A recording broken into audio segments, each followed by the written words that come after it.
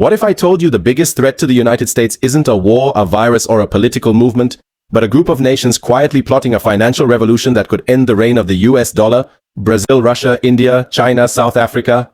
Together they call themselves BRICS, and they're challenging one of the most powerful empires in history, the American financial system. In 2025, whispers turned into headlines, trade deals bypassing the dollar, gold reserves soaring, and one question echoing around the world: are we witnessing the fall of the US dollar and the rise of a new world order?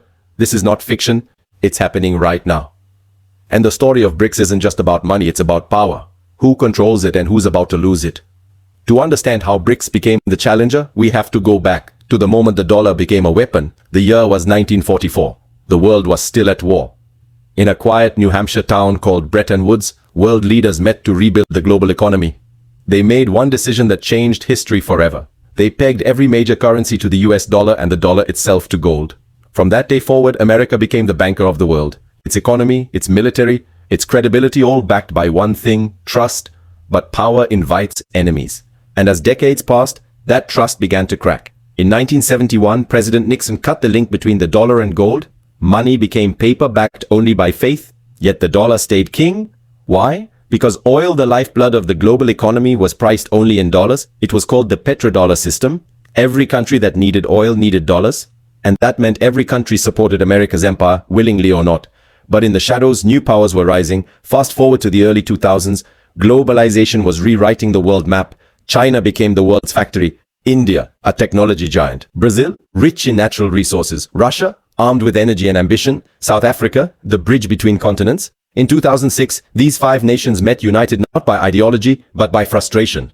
They were tired of being dictated to by Western financial institutions, the IMF, the World Bank, the WTO. They wanted influence, independence, a new voice. And so BRICS was born, a coalition that would one day control more than 40% of the world's population, produce a quarter of global GDP, and hold nearly half of all global energy reserves. At first, the world laughed. Analysts said it's just an acronym, but behind the curtain, BRICS was preparing for something much bigger, a financial revolution. Every empire falls the same way, slowly, then all at once. For America, the cracks began to show after 2008. The global financial crisis exposed an uncomfortable truth. The dollar's strength was built not on stability but on debt.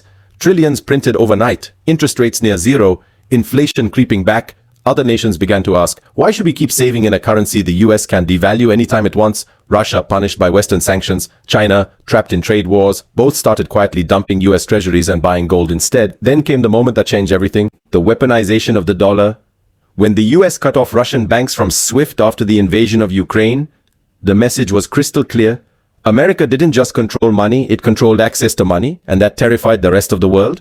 Because if the dollar could be turned off for Russia, what would stop it from being turned off for them? That's when BRICS stopped talking and started acting. In 2023, at a summit in Johannesburg, BRICS made their boldest move yet, a plan to create a new global currency backed not by trust but by gold, oil, and raw materials, an alternative to the US dollar for trade between BRICS members. A currency that couldn't be sanctioned, frozen, or inflated by Washington. The media called it fantasy. Economists said it was impossible, but the groundwork was already there. China expanded its cross-border payment network, CIPS, a direct rival to SWIFT. Russia launched its own payment cards to replace Visa and MasterCard. India took its unified payments interface to global markets. Brazil began settling trade with China in yuan instead of dollars. Even Saudi Arabia, long America's oil ally, started accepting payments in other currencies. For the first time in half a century, the petrodollar was under threat. As BRICS gained momentum, Washington realized what was happening and moved to counter it. The US Treasury deepened ties with Europe and Japan, NATO expanded eastward, and the Federal Reserve began raising interest rates not just to fight inflation, but to make the dollar so strong no one could afford to leave it. It worked for a while. Investors still trusted the dollar, countries still needed US markets, but the tide was shifting quietly, mathematically, and each year the share of global reserves held in dollars slipped. 72% in 2000, 59% in 2023, 55% in 2025. Meanwhile, gold, dismissed as a relic, roared back. Central banks were buying at record levels. Power was moving not through wars but through vaults. Every financial war reaches a breaking point. And for the dollar, that moment may be closer than anyone thinks. If BRICS truly launches a gold-backed currency, even a 10% shift in global trade away from the dollar could erase trillions in demand for US debt. Interest rates would spike, borrowing would explode, America, the most indebted nation in history, would be forced to print even more, inflation would surge, confidence would shatter, and the world's financial order could flip overnight. A chain reaction started not by missiles but by money. But would BRICS really win, or just replace one empire with another? China's dominance raises its own questions. Would a BRICS currency simply become a disguised yuan? Would smaller partners like South Africa or Brazil ever hold real influence? And how would the US respond? Would it accept defeat quietly or strike back through cyber war, trade warfare, and sanctions of its own? The world stands at a crossroads. One path leads to shared power, the other to fragmentation and chaos. We've seen this movie before. In the 19th century, the British pound ruled the world. Then came 2 world wars and the dollar took its place, and history repeats. Only the actors change. The difference now is speed. Technology moves faster than diplomacy. Digital currencies, blockchain settlements, and instant global payments make it easier than ever to switch allegiance. That's why the IMF, the World Bank, even the Federal Reserve are racing to create central bank digital currencies, because they know the future of money isn't paper, it's code. And whoever controls that code controls the world. So what can we learn from all this? First, power follows trust.